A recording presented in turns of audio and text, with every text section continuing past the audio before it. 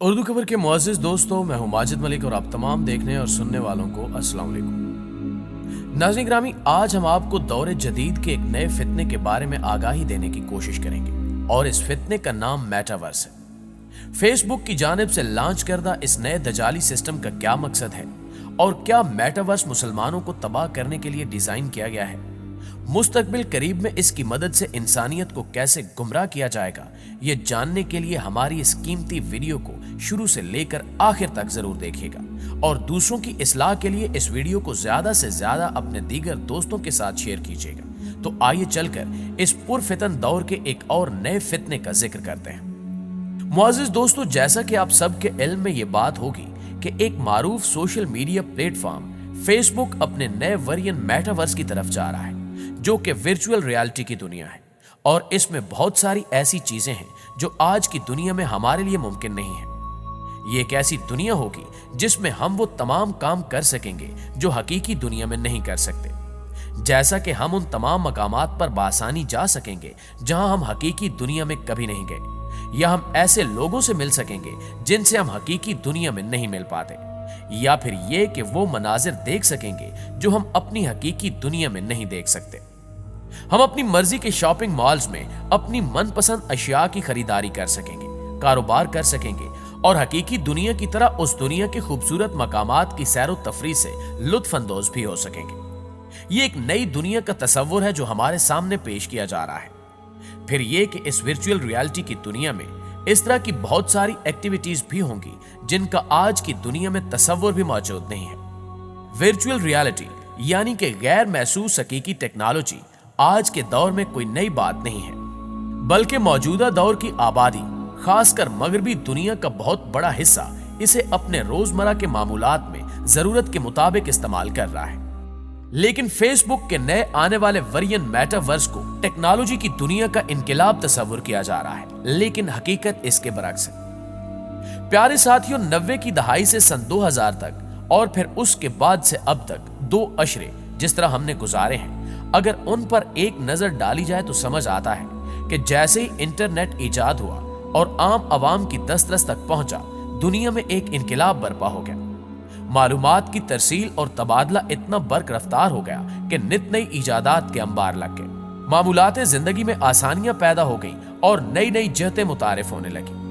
اس انقلاب سے جہاں ہم بہت فیض یاب ہوئے، وہیں اس کے کچھ انتہائی تباہ کن نقصانات بھی سامنے آئے۔ سر فہرست سوشل میڈیا یعنی عوامی رابطوں کے پلیٹ فارمز ہیں۔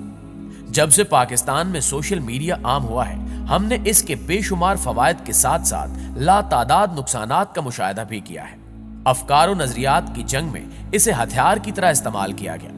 اس کے ذریعے لوگوں کے ذہنوں میں مختلف نظریات کے بیج بوئے گئے، پھر دین سے بیزاری اور خود ساختہ مذہب کے غلیظ پانی سے ان کی آبیاری کی گئی، اور جب یہ پودے بڑے ہو گئے تو یہ کفریہ عقائد کے جنگل بن گئے، اور ان عقائد کے حامل افراد جنگلوں میں رہنے والے وحشی جانور بن گئے۔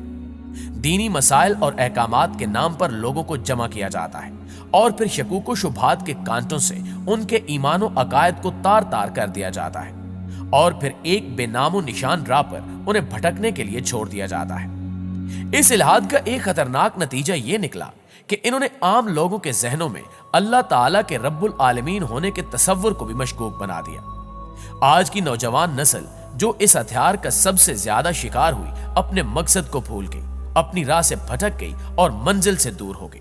بطور امت ہمارا المیہ یہ رہا کہ ہم رد عمل تو دیتے ہیں، پر حفظ مقدم جیسی اہم تدبیر کو اختیار نہیں کرتے۔ کسی مصیبت کے آ جانے پر یا کسی فتنے میں مبتلا ہو جانے پر خود کو بچانے لگتے ہیں، لیکن اس مصیبت یا فتنے کی پیش کی اطلاع ملنے پر بچاؤ کی کسی احتیاطی تدبیر کو اختیار نہیں کرتے۔ ناظرین گرامی، اگر موجودہ دور کے جدید فتنوں کے بارے میں بات کی جائے تو ٹک ٹاک جیسی اپلیکیشنز کی مثال آپ کے سامنے ہے۔ ایسی بے شمار اپلیکیشنز ہیں جن کا ایک سیلاب امڈ آیا ہے اور لوگ اس میں ڈوبنے لگے ہیں۔ اس طرح کی اور مزید ٹیکنالوجیز ہیں جو اس قدر تیزی سے ہماری زندگی میں سرایت کر گئی ہیں کہ ان کے بغیر اب زندگی کا تصور محال لگتا ہے۔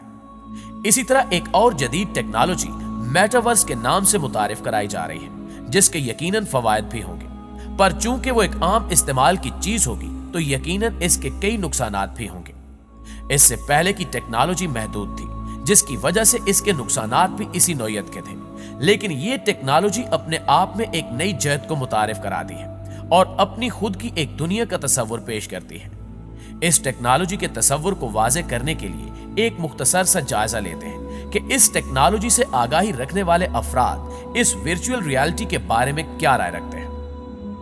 प्यारे साथियों, आईटी एक्सपर्ट्स के मुताबिक आप तसव्वुर कीजिए कि आपके बहुत करीबी अजीज जो इस दुनिया से रुखसत हो जाते हैं, लेकिन आपकी उनके साथ उनसियत और कल्बी लगाव की वजह से आप इस हकीकत को तस्लीम नहीं कर पाते, या यूं कह लीजिए कि बैसियत इंसान एक फितरी ख्वाहिश के ज़ेरे असर आप चाहते हैं कि उनको फिर से देख सकें और उनसे बात कर सकें। तो मौजूदा दौर की जदीद टेक्नोलॉजी की मदद से इस वर्चुअल रियलिटी की दुनिया में ऐसे तस्वुरात भी मौजूद हैं जिनमें आप अपने उन प्यारों और अजीजों को अपने पास बुला सकते हैं। यानी इस टेक्नोलॉजी के जरिए उनका होलोग्राम बनाया जा सकता है और कंप्यूटर में इनसे मुतल्लिक हर छोटी से छोटी और अहम बात को डाटा के तौर पर फीड किया जा सकता है, जिससे वो होलोग्राम आपसे ना सिर्फ उस शख्स की आवाज में बातचीत कर सकेगा बल्कि अपनी मेमोरीज को भी शेयर करेगा।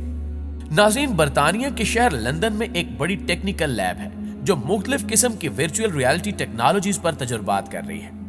इन्होंने हालिया दिनों में एक ऐसा वर्चुअल सिमुलेटेड एनवायरनमेंट बनाया है जिसमें कोई भी इंसान वर्चुअल रियलिटी की दुनिया में जाने के लिए इस्तेमाल होने वाले आलात जैसे वीआर ग्लासेस को पहनकर एक ऐसी वर्चुअल रियलिटी की दुनिया में जा सकता है जहां वो आर्टिफिशियल रियलिटी की मदद से जिनसी ताल्लुकात भी कायम कर सकता है।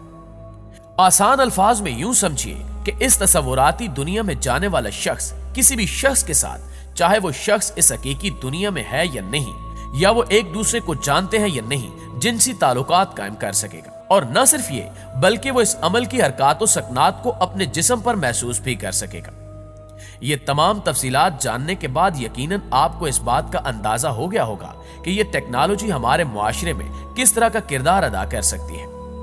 इसके अलावा ये कि इसके हमारी जिंदगी में क्या असरात मुरतब होंगे, हमें किस तरह की पेचीदगियों और मुश्किलात का सामना करना पड़ सकता है।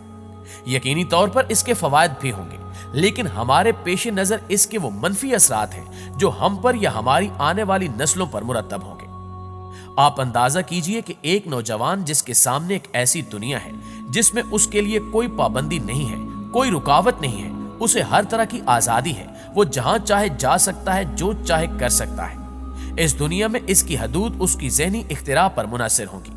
अपने जहन में वो जिस चीज का तस्वुर करेगा उसे वहां पाएगा। ऐसे में किसी गुनाह से बच पाना कितना मुश्किल होगा और इसमें मुब्तला होना कितना आसान होगा, और हमारी नौजवान नस्ल किस कदर तेजी से इस फितने में मुब्तला हो जाएगी, इस बात को समझने के लिए किसी अंदाजे की जरूरत नहीं है। अल्लाह के रसूल सल्लल्लाहु अलैहि वसल्लम का फरमान है कि कुर्बे कयामत में फितने आएंगे और इस तरह आएंगे कि एक के पीछे एक, और शायद आज हम दौरे फितन में जी रहे हैं। आखिर में दुआ है कि अल्लाह पाक हम सबको दजाली फितनों से अपनी हिफ्ज़ो अमान में रखे और हमारा खात्मा ईमान पे करे। आमीन सुमा आमीन।